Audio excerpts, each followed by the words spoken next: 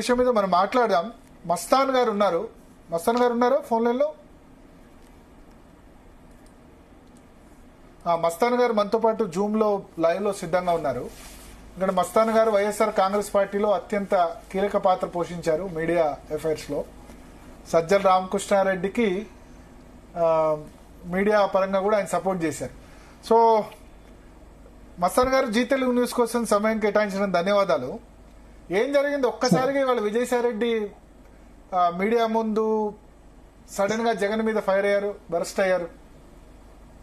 Good evening sir, Zee Telugu ప్రేక్షకులకు మీకు. ఖచ్చితంగా అండి, విజయసాయిరెడ్డి గారు ఈ రోజు చేసిన జగన్ గారి మీద చేసిన వ్యాఖ్యలు చాలా సంచలనంగా మారాయి. ఆంధ్రప్రదేశ్ లో ఒక చర్చనీయాంశంగా కూడా మారిన పరిస్థితి. ఎందుకంటే జగన్ గారి కోసం అరెస్ట్ అయిన జగన్ గారి మీద కాంగ్రెస్ పార్టీ కేసులు అక్రమంగా బనాయించిందన్న నేపథ్యంలో మొదటిసారిగా 2012 జనవరి 2వ తారీఖున ఫస్ట్ అరెస్ట్ అయింది విజయసాయిరెడ్డి గారిని సిబిఐ అరెస్ట్ చేసింది. ఆ తర్వాత మే 27వ తారీఖు అదే సంవత్సరం 2012లో జగన్మోహన్ రెడ్డి గారు అరెస్ట్ అయ్యారు. సో ఆయన కోసం దాదాపు చాలా నెలల పాటు జైల్లో ఉన్న పరిస్థితి. బికాజ్ అసలు ఆయన ప్రస్థానం చూసినట్లయితే మనం వైఎస్ రాజశేఖర రెడ్డి గారు దగ్గర ఆయన ఆర్థిక వ్యవహారాలన్నీ చూసేవాళ్ళు. చార్టెడ్ అకౌంటెంట్ గా ఆ సందర్భంలో ఆయన మొదట్లో oriental bank of commerce director గా నియామకంలో కూడా వైఎస్ గారి పాత్ర ఉందంటారు. అదేవిధంగా ఆ తర్వాత టీటీడీ బోర్డు మెంబర్ గా కూడా నియమించిన పరిస్థితి కూడా ఉంది. ఆ తర్వాత జగన్ కి ఈ కేసులు వచ్చిన నేపథ్యంలో ఆయన అంటే ఆ కేసులలో ఎలా ఇన్వాల్వ్ అయ్యారంటే జగన్మోహన్ రెడ్డి గారికి సంబంధించి కంపెనీలు ఎస్టాబ్లిష్ చేయడంలో కీలక పాత్ర వహించింది విజయసాయిరెడ్డి గారు. సాక్షి మీడియా గ్రూప్ కానీ, భారతీయ సిమెంట్స్ కానీ, ఇంకా వేరే అనేక సిబిఐ మెన్షన్ చేసింది అయితే మనీ లాండరింగ్ కేసులు అనేకం ఆయన మీద ఉండడానికి కారణం ఏంటంటే ఆ కంపెనీలు ఎస్టాబ్లిష్ లో ఆయన పాత్ర కూడా ఉందని. సో నిజానికి మనం మొత్తంగా చూసినట్టయితే అప్పుడు జగన్మోహన్ రెడ్డి గారి మీద టోటల్ గా అప్పుడున్న వైఎస్ రాజశేఖర రెడ్డి మధ్యవర్గంలో ఉన్న వాళ్ళు మోపిదేవి గారు, అదేవిధంగా సబితా ఇంద్రారెడ్డి, ధర్మాన ప్రసాదరావు గారి మీద ఏమో మంత్రులుగా అలిగేషన్స్ వచ్చాయి. ఐఏఎస్ అధికారుల మీద చూస్తే శ్రీలక్ష్మి గారు, మన్మోహన్, శామ్యుల్, రత్నప్రభ. ఆ తర్వాత మామూలు జగన్ గారికి అంటే జగన్ కంటే కూడా ఎక్కువ రోజులు జైలు శిక్ష అనుభవించారు విజయసాయిరెడ్డి. అవును సార్, అవునవును, అదే వస్తున్నారు సార్. నిమ్మగడ్డ ప్రసాద్ గారు, అయోధ్య రామిరెడ్డి, ఆ తర్వాత విజయసాయిరెడ్డి గారు. అయితే సిబిఐ మొత్తంగా విశ్లేషించిన తర్వాత అప్పుడు వీటిలో ఈయన A2గా మార్చి, అంటే విజయసాయిరెడ్డి మొత్తంలో కీలక పాత్రధారిగా ఉన్నారనేది సిబిఐ ఎలిగేషన్. సో ఆ ప్రాధాన్యత అప్పటి నుంచి 2011లో వైఎస్ఆర్సీపీ స్థాపించినప్పటి నుంచి కూడా తెర వెనుక ఆర్థిక వ్యవహారాలు కానీ ఇవన్నీ నెరపడంలో విజయసాయిరెడ్డి గారు కీలక పాత్ర పోషిస్తూ వస్తారు. 2014 నుంచి ఇక్కడ 19 వరకు కీ రోల్ విజయసాయిరెడ్డి, నెంబర్ 2 పార్టీలో విజయసాయిరెడ్డి కదా?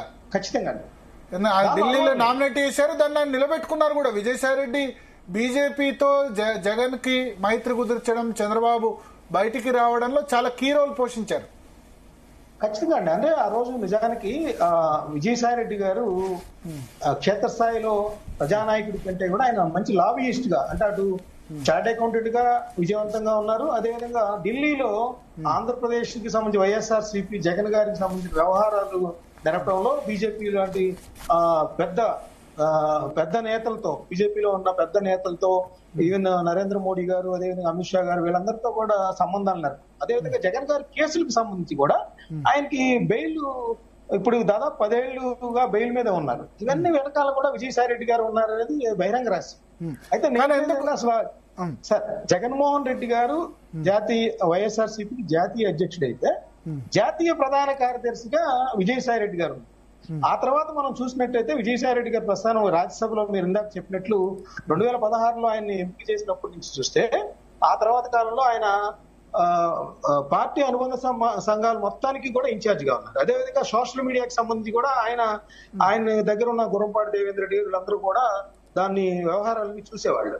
ఆ తర్వాత కాలంలో చూస్తే ఇక్కడ ఒక క్వశ్చన్ ఫస్ట్ 2014 నుంచి 19 మధ్య విజయసాయిరెడ్డి ఇంపార్టెన్స్ ఏం తగ్గలేదు, కానీ జగన్ ముఖ్యమంత్రి అయిన తర్వాత ఇంపార్టెన్స్ ఎందుకు తగ్గింది? రీజన్ ఏంటి?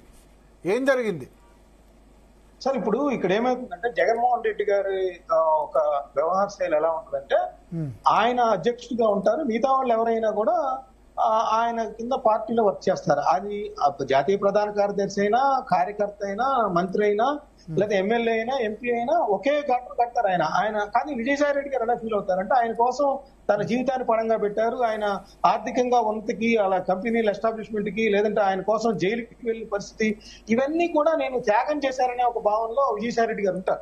సో ఆ ప్రాధాన్యత అధికారంలో వచ్చినప్పటి నుంచి ఆయనకి లభించడం కరువైంది. సో ఆయన కానీ నిజమే కదా విజయసాయి